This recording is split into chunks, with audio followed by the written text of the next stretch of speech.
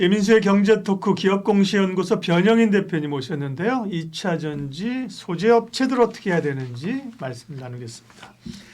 사실 이전에 이제 주가가 상승할 때는 네. 뭐 양극재 업체들이 하드캐리하면서 갔잖아요, 맞습니다. 그죠? 근데 최근에는 LG엔솔을 포함해서 셀사가 앞단에 서 있고 소재 양극재나 소재사들은 셀사만큼 못한 것 같아요. 일단 뭐 실적은 어때요? 예. 일단 양극 소재사 3사의 실적 추정치 네. 모두 다 지금 뭐 하향되는 것은 뭐 다 익히 좀 알고 있는데 네. 일단 뭐 포스코 퓨처엠이 상대적으로 좀 선방하는 그렇죠. 그런 예. 기조가 좀 유지되지 않을까라 좀 보고 있습니다. 먼저 에코프로비엠의 경우에는 매출액이 5,669억을 좀 전망을 했는데 네. 영업이익 3억을 좀 예상을 했어요. 이 부분은 3분기에 네네. 네네. 평균보다 좀 내려갔는데 지금 보수적으로 나왔던 리포트들을 보면 영업 손실 한 전체적으로 한 50억 정도의 적자가 좀 예상된다는 리포트도 있기 때문에 해당되는 어떤 실적의 희비 전망들도 약간의 좀 차이가 좀 있지 않나 좀 보고 있고 영업이익 추정치에 관련된 변동폭들은 더욱더 좀 낮아졌던 어떤 기대 요인들이었는데 일단 뭐 3분기까지 확인된 뭐 7월과 8월, 9월에 뭐 양극재 수출 데이터에서도 네.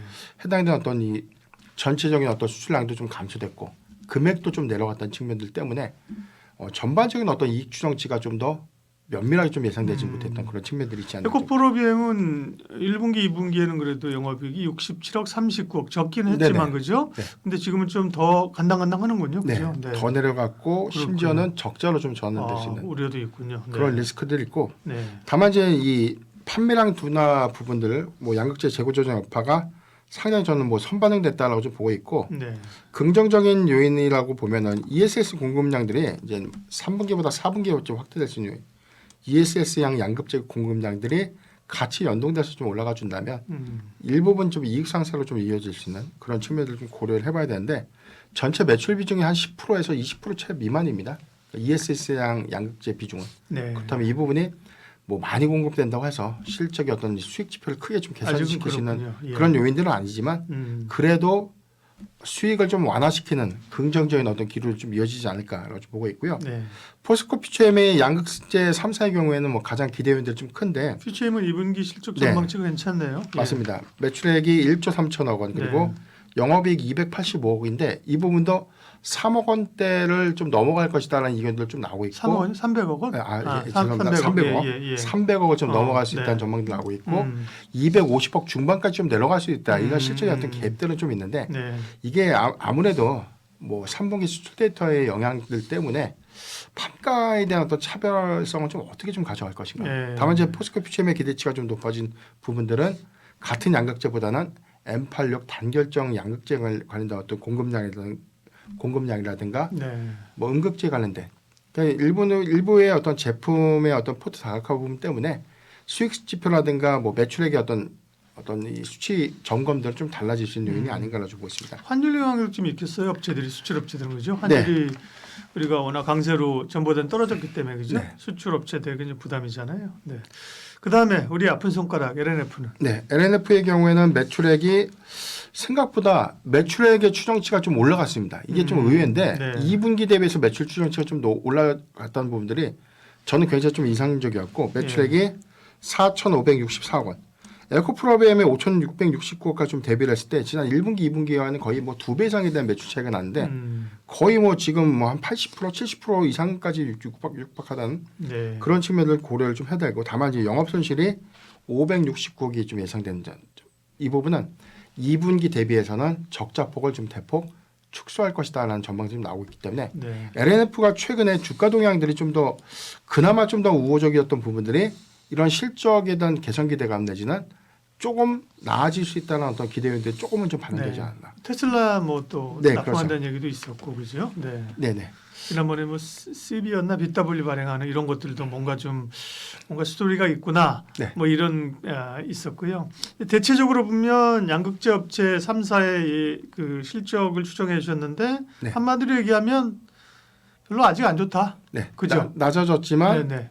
일부는 개선의 어떤 흐름들. 다만 네. 이제 이 부분에 대해서는 코멘트가 좀 있었는데 재고 자산의 평가 손실에 대한 환입률을 좀 얼마만큼 좀 가져갈 것인가. 네. 이 부분도 좀 관건이 좀 되는 부분들인데 전반적으로 근데 3분기보다 좀 4분기에 대한 판가 하락이 전 더 우려스러운 부분들이 있거든요. 이 부분은 지난 1분기 때까지만 하더라도 리튬 가격이 뭐 킬로그램당 한 100위안까지 좀 상승했던 측면들 이 부분이 최근 기점에서는 뭐 70.5위안까지 좀 하락했다가 얼마 전에 확인했던 부분이 한 73위안이나 75위안 아직 80위안을 좀 회복하지 못했던 그런 측면들 좀 고려를 해보면 4분기에 양극재 판가는 조금 더 내려갈 수 있는 부분들 수출 총량은 좀 늘어나도 수출 금액이 좀 떨어질 수 있는 부분들은 환율에 관련된 어떤 기저 효과도 좀 있을 것이고 두 번째는 판가가 좀 내려가게 따른 어떤 금액 감소 이 요인들이 지난 3분기 특히나 이제 9월 수출 데이터에서 확인해 봤을 때는 그런 부분들에 대한 요인들은 4분기에 좀 영향으로 좀 작용하지 않을까. 다만 이제 우리가 생각했던 비싸게 사서 싸게 공급했던 이 탄산 리튬 가격에 관련된 이 갭은 레깅 현상들을 좀 역레깅되는 부분들 좀 해소가 될 수 있는 측면들 이 부분이 오히려 좀 중장기 관점에서는 전체적인 어떤 배터리 출고가를 좀 인하시키고 이 부분이 전기차 가격을 좀 더 낮추는 효과들 때문에 오히려 판매량이 좀 더 늘어날 수 있다는 것도 그런 기대요인도 좀 있더라고요. 그래서 해당되는 부분들이 지금 단기적 성과가 좀 명확하지는 않지만 점진적인 어떤 원가율을 좀 낮추는 그런 흐름들로 심하게 좀 변동성이 없다면 어느 정도의 관점에서는 추세 전환 이후에 이익 개선이 좀 이루어지지 않을까 그렇게 좀 판단해 보고 있습니다. 네. 그러니까요. 이제 원재료가에 연동이 되는 현상들이 있고요. 전방 수요도 뭐 위축이 돼 있고 수급을 볼게요. 수급은 양극재 업체뿐만 아니라 전체 2차 전지 수급을 좀 보면 최근에 고무적인 게 LG엔솔 얘기도 했습니다만 그 전에 사실 뭐 주가 빠지고 괴로울 때 개인 투자자들만 고민하면서 붙잡고 있었는데 최근에 이제 메이저들이 좀 움직인다는 거 아니에요? 네, 그렇습니다. 네, 수급 좀 체크해 주세요. 최근 10월달 기준에서 좀 살펴봤을 때는 배터리셀 3사의 평균 주가의 상승률이 한 7에서 10%, 양극 소재사가 좀 5% 내외로 좀 추정되고 있는데 뭐 로보택시 공개 이후에 주가가 좀 다소 밀린 측면들 때문에 최근에 어떤 주가 수익이 일부 있었지만 전반적으로 이제 이전 저가 때 수급이 반등했고 다시금 좀 그 자리를 좀 회귀하는 시그널보다는 저는 뭐 일시적인 어떤 이 조정이다라고 좀 볼 수 있겠습니다. 다만 이 부분이 3분기 실적 발표 기점으로 더 빠진다 그런 시그널이라고 좀 보기는 어려운 게 박사님께서 말씀하셨던 것처럼 이제 과거는 좀 다르게 메이저 수급이 좀 들어오고 있다는 점, 외인 수급이 상대적으로 좀 유입량들이 좀 좋아졌다는 점. 요즘 외인의 전체적인 어떤 선물에 관련된 어떤 수급 동향들이 그렇게 크지 않다는 것을 좀 감안해 봤을 때는 최근에 특정 섹터에 좀 밀접하게 좀 외인 수급들이 좀 꾸준하게 좀 유입되고 있는데 이 부분이 일부 화장품 내지는 뭐 2차 전지 뭐 소부장 내지는 최근에 뭐 조선이라든가 반도체도 삼성보다는 좀 SK 하이닉스양 그러니까 좀 선별적인 수급이 좀 유입되는 어떤 차이점들이 있기 때문에 최근에 2차 전지 섹터의 어떤 이 수급 유입들은 저는 굉장히 좀 우호적이다라고 좀 보이고 전체적인 어떤 시장의 부분들이 뭐 테슬라의 어떤 인도량 미스 그리고 뭐 로보택시 공개 이후에 일시간에 어떤 재료는 좀 소멸됐던 부분들 이 부분이 뭐 로보택시 공개 이후에 전략이 사실 뭐 그렇게 명시적으로 좀 구체화되지 못했다는 아쉬움이 좀 있었다는 평가 좀 있었고 빌미로 좀 차익 실현 나오는 거죠. 그렇죠? 좀 오른바도 있으니까. 다만 이제 해당되는 부분들은 뭐 계속해서 나올 수 있는 추가적인 모멘텀들은 좀 무궁무진하다는 관점이 있고요. 오히려 양산에 관련된 목표량이라든가 새로운 어떤 차종을 언제 어느 시점에 좀 더 구체화시킬 것이라는 부분들은 테슬라가 실적 발표에서 뭐 컨퍼런스 콜에서 언급할 수도 있고 충분히 저는 주목해 볼 만한 어떤 이벤트들은 많이 남아 있다는 관점에서 보면 테슬라 관련해서 그렇죠. 저는 뭐 계속해서 2차 전지 섹터는 많이 빠질 때 좀 틈틈이 좀 모아가는 전략을 좀 유효하지 않을까라고 보고 있습니다. 수급으로만 보면 사실은 2차 전지를 외국인들은 사면 뭐 무거운 거 LG 엔솔을 중심으로 사는 거고요. 그렇죠. 이제 기관들이 이제 가세해지면 기관들은 그것도 사지만 소재사들을 살 수 있는 거고요. 이슈 측면에서는 테슬라와 관련된 이슈들이 여전히 뭐 여러모로 그러니까요. 사실 로보택시랑 2차 전지랑 무슨 뭐 상관이 그렇게 큰 것 같지 않음에도 불구하고 관심이 있어서 연결이 돼 있고 그 다음에 또 2차 전지 보면서 이슈는 어떤 게 있습니까? 현대차의 최근 전략들이 좀 중요한 포인트가 될 것일 것 같은데요. 지금 중국 전기차 업체들의 평균적인 LFP에 탑재됐던 이 배터리 기준의 어떤 용량을 15% 정도를 좀 상향시킨 LFP 배터리를 현대차가 협력사와 좀 개발을 하겠다. 그러니까 자체적으로 좀 개발 국내 업체를 얘기하는 거예요? 자체적으로 좀 개발을 하고 협력사를 통해서 양분화시켜서 이제 양산을 좀 하겠다라는 어떤 계획 발표가 있었는데 이 부분은 네. 왜냐하면 네네. 말씀으로 죄송한데 사실 네네. 그 전에 우리가 현대차, 맞습니다. 현대기아도 이제 중국의 LFP 배터리를 채택한 그 차들이 조금씩 있었거든요. 그죠? 그 전에 네네. 그래서 이거 타도 되나 했는데 결국은 이제 청라 화재 사고 이후에 그죠? 맞습니다. 결국은 이제 중국산 사기 어렵다는 거니까 LFP를 가긴 가야 되니까 네. 현대차도 국내 그 배터리 그 셀사들이랑 협력한다 네. 이거죠. 네. 그래서 이런 부분들이 일단 뭐 그 이전에도 언급됐던 부분들이 구체화된다는 관점에서 굉장히 좀 중요한 네. 의미가 있다라고 좀 보고 있고 해당 데서는 뭐 울산 공장을 좀 기점으로 해서 뭐 공교롭게도 지금 뭐 인도 IPO 이후에 한 4조 5천억 원 되는 구조 매출 부분이 좀 들어오면 이 부분이 뭐 주주환원 정책으로 좀 쓰여지진 않고 일정 부분에 대한 시설 투자는 염두할 것이다라는 어떤 예측들은 좀 있었는데 네. 아마 이 부분이 3분기 실적 발표 이후에 컨퍼런스 콜에서 한번 언급이 좀 되지 않을까라고 봐요. 그래서 그러게요. 해당된 시설 투자의 구체적인 어떤 규모라든가 구체적인 양산 목표들이 좀 더 구체가 된다면 네. 저는 뭐 이런 영향들은 뭐 2차전 전반적인 수급도 충분히 좀 개선시킬 수 있는 역량으로 이어지지 않을까라 좀 보고 있습니다. 뭐 4분기부터 이제 가동을 좀 앞둔 뭐 4680 배터리 초도 물량이 어떻게 좀 공급이 되고 어떤 적용 차종이 좀 탑재될지는 현재 그 전체적인 총량들은 좀 제한적이 있지만 지금 테슬라의 뭐 내년도 페이스리프트에 대한 적용 여부 이 부분도 좀 중요한 포인트가 좀 될 것 같고요. 중요한 부분들은 뭐 적용 차종이 2020년도까지는 한 전체 한 4종 정도로 테슬라가 4680 배터리를 좀 탑재하겠다라고 네. 좀 언급을 했기 때문에 사이버 트럭에도 일부 좀 들어가고 그 이후에 어떤 차종에 좀 적용이 될지 이 부분이 좀 중요한 단서가 좀 되지 않을까라고 좀 보고 있습니다. 네. 전기차 2차 전지를 둘러싼 이슈들을 봤습니다. 결국은 뭐 기본적으로는 사실은 수요가 늘어야 되는 거고 그렇죠? 네. 캐즘을 봐 수요가 늘어야 되는 거고 원재료 가격도 그렇고 그밖에 말씀하신 것처럼 테슬라 그다음에 뭐 LFP, ESS 이런 그 4680 이런 네. 모멘텀들이 있을 걸로 보이고요. 다행스러운 것은 국내에서 있었던 전기차 화재는 더 이상 확산되거나 네. 뭐 글로벌 이슈로 막 커지는 것 같지는 않아요, 그죠? 네. 분명히 뭐 이 부분도 이제 해결을 하긴 해야 되겠습니다만, 그죠? 네. 그런 것들이 기대가 되고요. 그러면 2차 전지 전반적인 지금 시점에 꽤 사실은 오래 고생하다가 셀사를 중심으로 해서 제법 네. 반등이 왔고 또 좀 네. 주춤하는 거잖아요. 네, 그렇습니다. 2차 전지 전반적인 셀사, 소재사 포함해서 전략은요.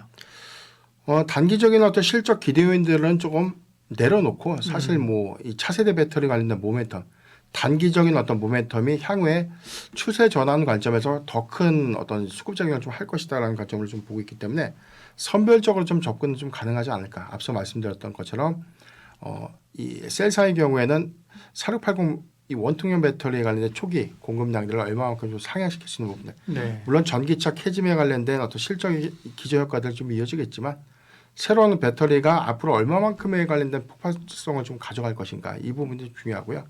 이런 관점에서 LG 에너지 솔루션과 삼성 SDI는 모멘텀 관점에서 중요한 단서가 좀 되지 않을까라고 좀 보고 네. 있고 소재사들은 조금 애석하지만 좀 이 에코프로비엠의 경우에는 지금 계속해서 뭐 코스피 이전 상장에 관련된 구체적인 일정도 수립되지 못했던 측면들. 그 얘기 나온 지 오래됐네, 네. 그죠? 이게 주총에서는 이미 결의가 됐는데 그러게요. 이걸 안 하는 것인지 이 못하는 부분도 굉장히 것인지 중요한 그러게요. 겁니다. 그래서 네.